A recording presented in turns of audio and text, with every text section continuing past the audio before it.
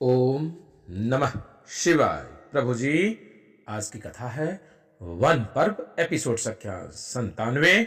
अभी तक आपने सुना परशुराम जी का तेजहीन होना एवं पुनः अपने तेज को प्राप्त करना। अब कथा आगे।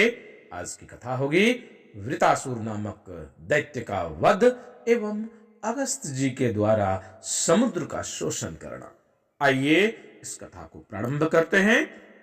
युधिष्ठिर जी कहते हैं, हे विप्रवर, मैं अगस्त जी के अद्भुत कर्मों को विस्तार से सुनना चाहता हूं। तब लोमस जी ने कहा, हे राजन, मैं परम तेजस्वी अगस्त जी की अत्यंत दिव्य, अद्भुत और अलौकिक कथा सुनाता हूं। सतयुग में कालकई नाम के बड़े भयंकर और रणवीर दैत्य गण थे। वे वृतासुर के अधीन रहकर इंद्रादि सभी देवताओं पर आक्रमण करते रहते थे। तब सब देवताओं ने मिलकर ब्रह्मा जी के पास आए। ब्रह्मा जी ने यह देखकर उनसे कहा, मैं तुम्हें वृतासुर के वध का उपाय बताता हूं। भूलोक में दधिच नाम के एक बड़े ही उदार हृदय महर्षि हैं। तुम सब लोग जाकर उनसे वर मांगो। जब वे प्रसन्न होकर तुम्हें वर देने को तैयार हो तो उन्हें ऐसा कहना कि हे मुनिवर, तीनों लोगों को हित के लिए आप अपनी हड्डियां हमें दे दीजिए। तब वे देह त्याग कर तुम्हें अपनी हड्डियां दे देंगे। उनकी हड्डियों से तुम एक 6 दांतों वाला बड़ा भयंकर और सुदृढ़ वज्र बनाना। उस वज्र से इंद्र वृतासुर का वध कर सकेंगे। मैंने तुम्हें सब बातें बता दी, अब जल्दी करो। ब्रह्मा जी के इस प्रकार कहने पर उनकी आज्ञा ले सब देवता दधिच ऋषि के आश्रम में आ गए।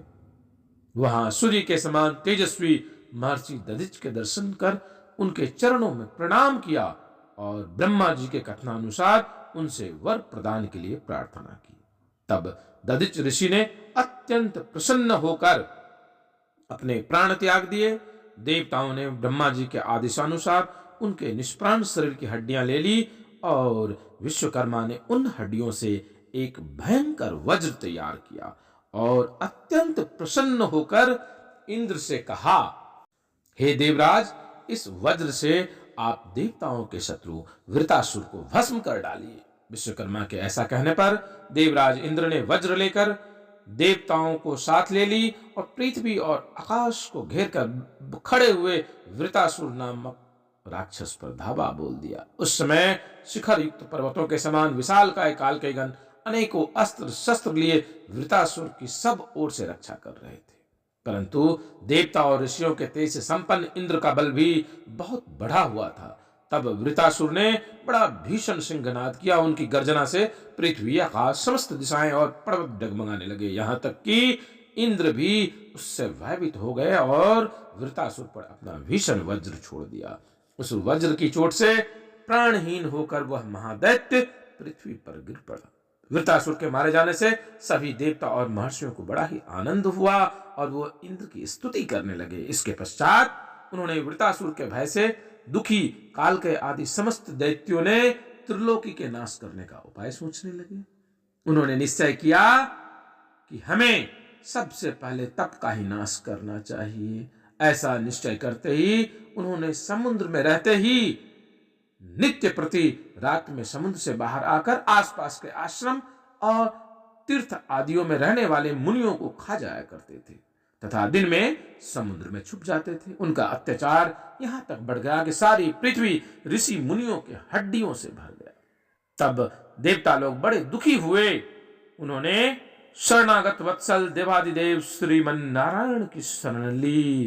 तब देवताओं की प्रार्थना सुनकर भगवान विष्णु ने कहा, समुद्र में रहने के कारण तुम उन दैत्यों का दलन नहीं कर सकोगे, इसलिए पहले तुम्हें समुद्र को सुखाने का उपाय सोचना चाहिए।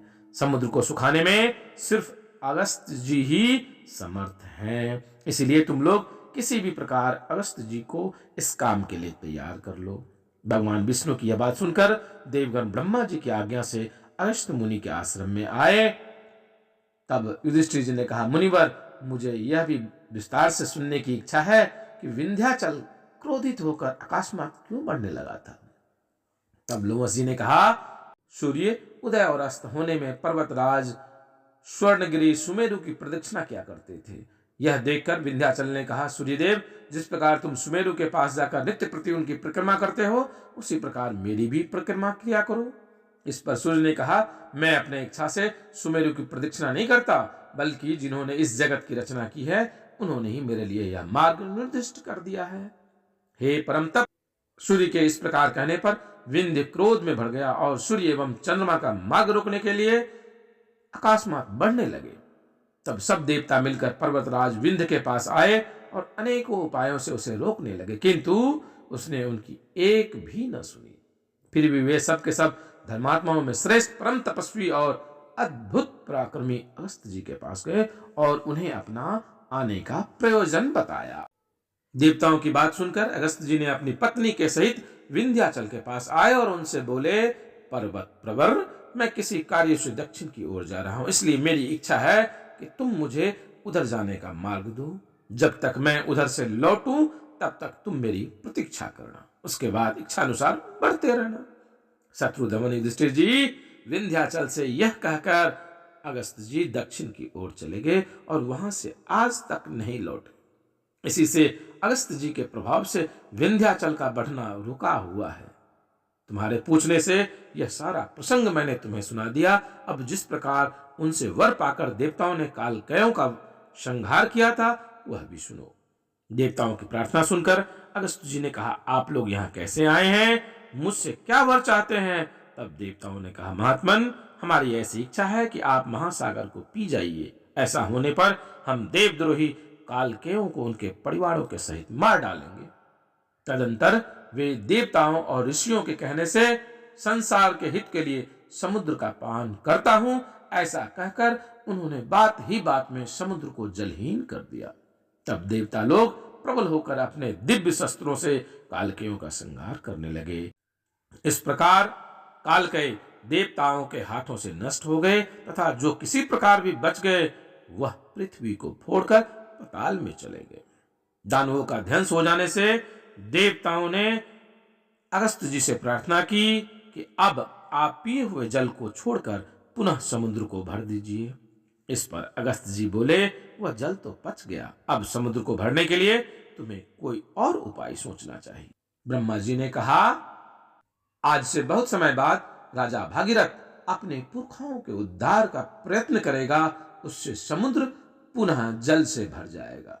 ब्रह्मा जी की बात सुनकर देवता अपने अपने स्थानों को चले गए और उन समय की प्रतीक्षा करने लगे जब राजा भागीरथ तपस्या कर पुनः समुद्र एवं गंगा जी को समुद्र पर ले आए थे।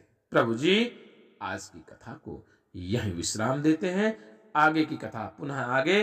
आप शिवा यात्रा दर्शन को लाइक शेयर सब्सक्राइब अवश्य कीजिएगा। शीघ्र मिलते हैं अगली वीडियो में, तब तक के लिए ओम नमः शिवाय।